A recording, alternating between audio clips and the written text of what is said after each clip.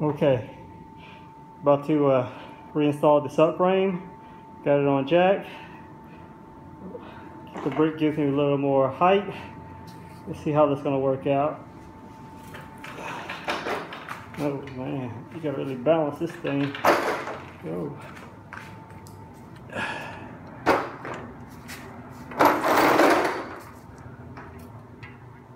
Gotta lower it a little bit.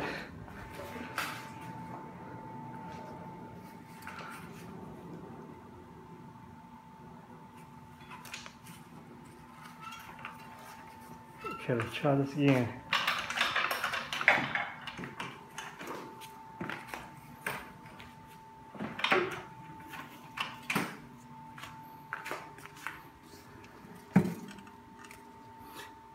The brake gives it a little swivel action.